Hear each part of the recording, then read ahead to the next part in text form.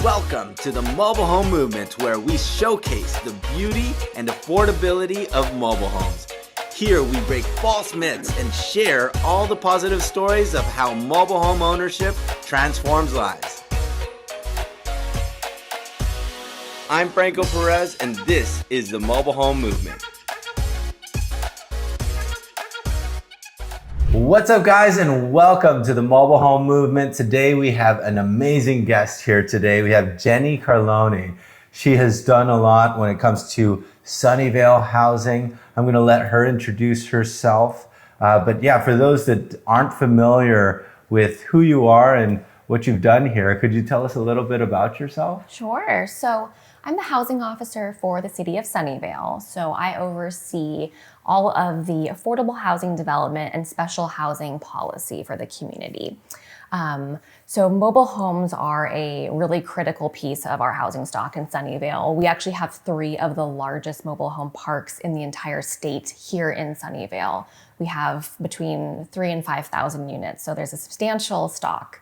And the city has really focused on preserving affordable housing through the use of mobile homes. So it's a special tool where it's a naturally occurring affordable housing product. And so we're really focusing on how to preserve those for the future of Sunnyvale. I love that. And I know mobile homes really haven't gotten a lot of attention as it should have. But it's cool to see you growing that department and bringing more light to what mobile homes are for the public and stuff like that. Mm-hmm. So I actually want to ask you, what got you into this position? What makes you passionate about this position?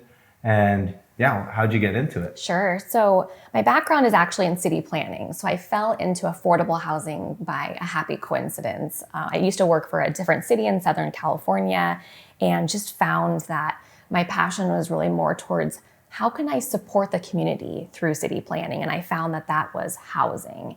So when I came up here to Sunnyvale, one of the job descriptions when I first started was help us solve the mobile home affordability crisis. And I was really intrigued because I had never worked closely with mobile homes. So that was one thing I started from the get-go when I began in 2018 in Sunnyvale through our housing strategy project, which is how we came up with the mobile home MOU. So really it was just fell into it, and I've loved working in this field ever since. Mm-hmm. Love that. And I know a lot of people, it's so surprising, people live in Sunnyvale, people live in San Jose, they're they don't really have a lot of empathy around mobile homes, but I feel like it's because they don't know what mobile homes are, they don't know where they are. Absolutely. But like you said, we have 3 of the largest parks here. Mm-hmm. San Jose also has humongous parks, but what do you know about how much of an impact mobile homes make in this county? Yeah, it's really unique because when we were working on the housing strategy, we did a survey of all the residents living in mobile homes here. And we found a mixed bag of everyone. We found working professionals, we found seniors on fixed incomes, we found young families, we found single individuals. It was just literally everyone you can think of resides in a mobile home of some sort. So it's not just for seniors or those who are low income. It's everyone looking for a stable housing option in the Bay Area, near where they work and want to play and live and enjoy. Yeah. And I'd love to pick your brain on kind of the impact of a family's financial too, because specifically low income families, when it comes to, because you have a lot to say on this, I've said a lot on this, but how is it important to have this type of housing and have it available for a low income family that's never had generational wealth? Right. How does this help with that? Yeah, so they say that your housing cost should be about 30% of your take home, of your gross pay, sorry. So that is really difficult to find in the Bay Area if you are on a fixed or a lower income.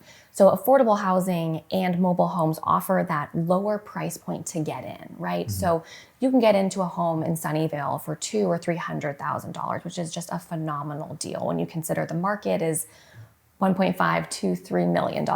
It's just really out of reach. Mm-hmm.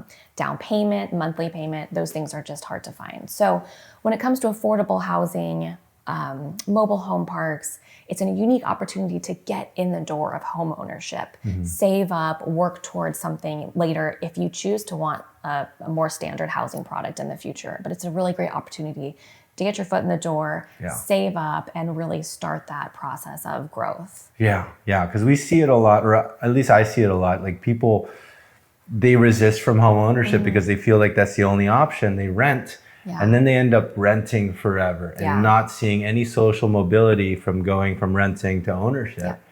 Whereas this allows you to have that entry level ownership. You get the benefits of appreciation, of that financial stability, Yeah. and knowing you have a place and having an asset, and then they're able to build wealth and then buy a single family later. So, Exactly. Yeah, there's definitely an opportunity to gain equity in mobile homes. People might not realize that. yeah. And I know we're in one right now, but tell me about the perspective from others. Some people feel trailer parks, bad quality housing. What have you seen as far as the studies on housing and how people perceive it compared to the reality? It's pretty stark, and I don't know if we're just really spoiled here in Sunnyvale or in the Bay Area, but we have some really gorgeous mobile home parks. Here today, we're in Plaza del Rey. You walk around the streets, it's calm. It's just really enjoyable to be here. It's clean and friendly and very enjoyable. So I think that some of the reports out might identify places where there are poor landlords who don't maintain properties, where there are parks that are just not kept up well. But luckily in Sunnyvale, all of our parks are really high quality. The owners take true pride in their homes, and the park owners take true pride in their businesses. Yeah. And one of the big things is I want to talk a little bit about like safety and then also community as well. Do you feel like these neighborhoods are overall pretty safe? And then also, do you see a sense of community in these parks? Absolutely. Yeah, these parks are very safe. For the most part, Sunnyvale in general is a very safe town, but our mobile home parks are very safe. You have a lot of community. You have neighbors watching out for neighbors, right? They are owner occupied, so there's a lot of focus on maintaining that comfortable state of your mobile home park. What was the other question you asked? Oh, so basically community-wise, I mean, I think I'm glad you touched on that owner-occupied, and what that means and why that's important is, in a typical single-family neighborhood, you have owners, you have renters, and I honestly feel like in mobile home parks, you have more of a community than in townhouses, condos, apartments, or anything, because like you said, everyone is financially invested in their home, and they have to have this as their primary residence. Yes. And so they care for their neighbors and they look out for their neighbors. Exactly. And you'll see a huge sense of community. You'll see them have their kids come over to their friends, to their neighbor's house, where you don't see that in other type of housing, I feel like, in the Bay. There's some like high-end housing where you feel like you see that, but most people don't know their neighbors. Whereas here you often see that. And then you also have events such as Thanksgiving, Christmas. You have an HOA that kind of puts events together, and it's such a beautiful thing, especially for 55 and older, to see them be able to have a sense of connection. And the amenities are a huge plus, right? You have clubhouses, you have pools, you have all of these spaces for residents to come together and socialize and enjoy each other's company. So that's one of the perks of owning in a mobile home park, is you get those amenities, which creates that sense of community. And at the city, we do see that sense of community come through, because whether it's good or something bad, the residents come forward and they come together and they bring the city concerns or positive items. So we see that really sense of communal focus. Love that. Love that.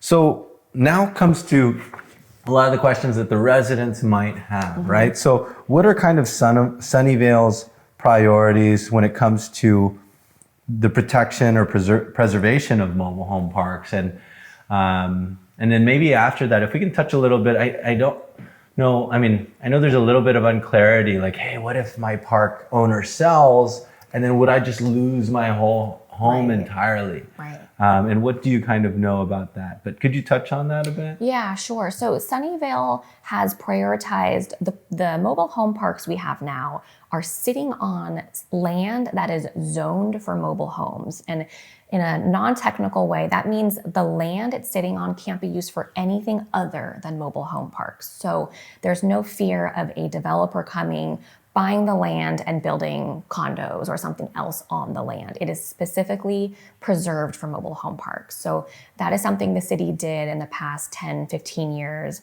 because there were parks that did turn over. You're seeing that throughout the region of developers buying mobile home parks and redeveloping. So in Sunnyvale, the parks we have now are all preserved in perpetuity for mobile home parks. So they can't be used for anything else. And remind me your second point. Yeah, and I know that what you explained makes a ton of sense, but I'd like to kind of paint like what is the worst case scenario? Let's say they change zoning, they do that. Is there a guarantee of value that a mobile homeowner would get back, or do they lose completely everything? Right. So the concept of something changing on the site where a mobile home park is now is almost slim to none. So the process for a developer, even when it's zoned for mobile home park, the developer would have to go to the city council and get permission. And the council has identified mobile homes as a priority for Sunnyvale.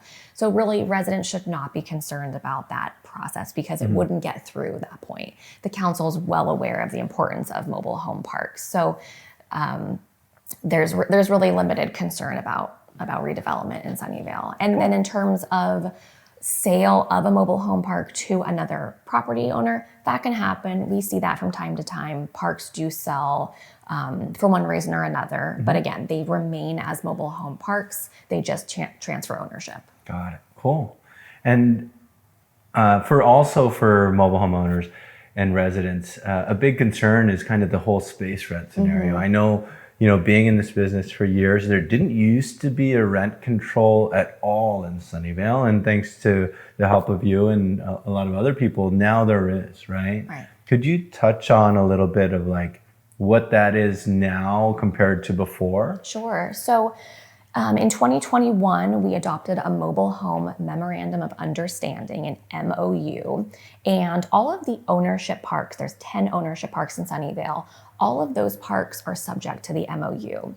What that did is put in place a variety of terms to really support our residents. And one of the large ones is a term of rent control. It's a rent stabilization, if you will. So there is now a rent cap of either 3% or 75% of the consumer price index, CPI. And that is a cap. So of course, park owners can charge a smaller increase per year. But now residents have a sense of knowing exactly how much it can grow on a yearly basis.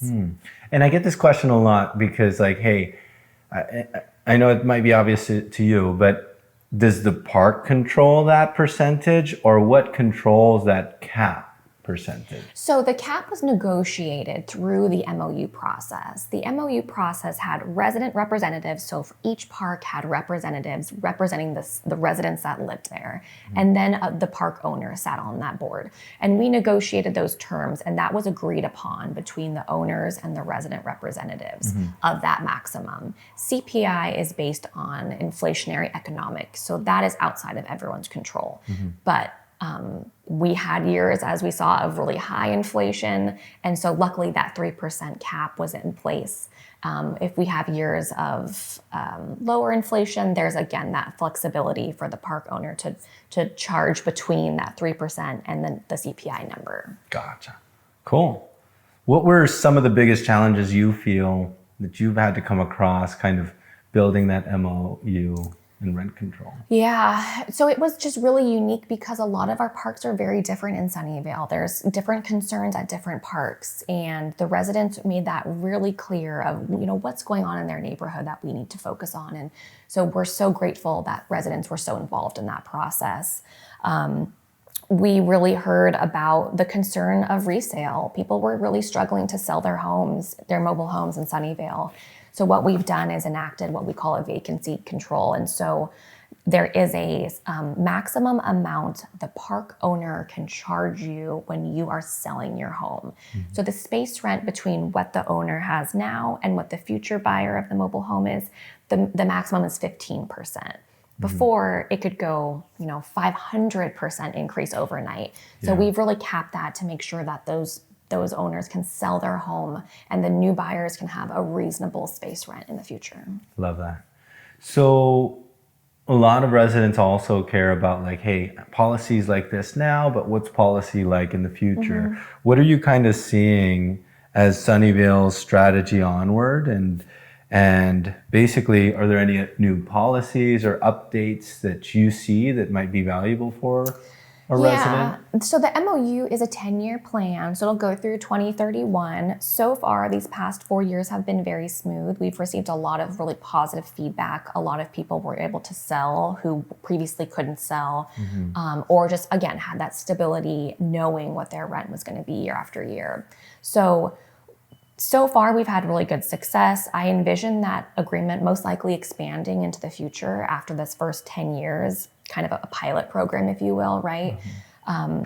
So we envision reconvening probably in the next 3 or so years and starting that process over and seeing, what about the MOU might not be working? Are there areas that we should focus on modifying or even expanding? So I don't anticipate that MOU going away. If anything, I anticipate it getting stronger and stronger. Love that. And then as far as resources, I think resources are a big one. And that's something that we'd love to kind of contribute to building that awareness. Yeah. You guys partner with some government entities and other private entities.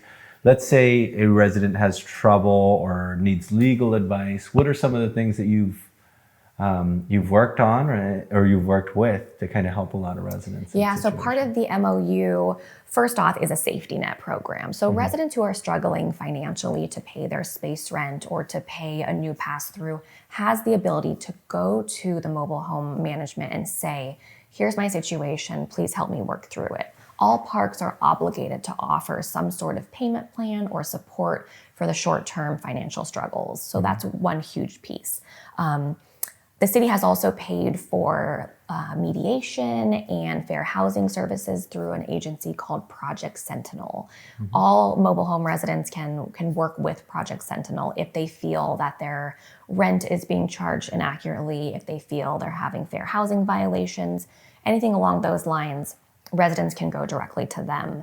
The county also has really great programs for mobile home down payment, mobile home purchasing support. So any residents looking to get into a mobile home or even to buy a different mobile home, the county has funding resources to help them get that foot in the door. Cool. That's amazing. And then also, I know you do a bit about kind of connecting, and we talked a bit about community, but I feel like having as many people connected to kind of tap into what are the local problems and stuff like that. Yeah. What are some of the organizations you work with, and what progress have you kind of seen by holding these meetings and connecting people through that? Yeah, I think first and foremost, there's a Sunnyvale kind of regional mobile home park alliance, which is really active. And I highly encourage mobile home residents to get involved in that if they're in Sunnyvale. That group can make such a positive impact. They're one of the reasons we were able to get the MOU adopted is their advocacy, their advice, and their insight onto mobile home residency. We have a lot of other agencies in Sunnyvale that advocate in general for affordable housing. Yeah. One of the main ones is Livable Sunnyvale. There's also Greenbelt Alliance, Destination Home are some. And those are agencies which just support new development in Sunnyvale that includes affordable housing or, the preservation of mobile homes, preservation of housing that might be more affordable. So great ways to get involved. Love that. I was at one of those meetings, and they're volunteers, right? They are. It's amazing. So you'll have a lot of resident volunteers, and you'll have them really run the agenda of, hey, these are problems we're coming across. Yep. Let's talk about this next meeting. Yeah. Who can we reach out to have this resolved? Right. Right. And I think them being connected and them having that meeting actually makes a huge difference. Just like how you said how it made a difference in MOU. Yeah. It makes a difference with really tapping into what are the future problems they should be aware of too. Exactly. Because there's the truth is there's a lot of meetings and collaborations around park ownership, but there's not a lot of connection and meetings around residents. And I love that you host that meeting really well. And small plug on our stuff too is we have a Facebook group where we're trying to do that, the same thing in the South Bay. But you'll see people talk about what are their problems, who can they reach out to, and then you have the connectedness of community as well. Yeah. Which is amazing, and they get to share problems and vent and resolve each other's problems too. Right. So right.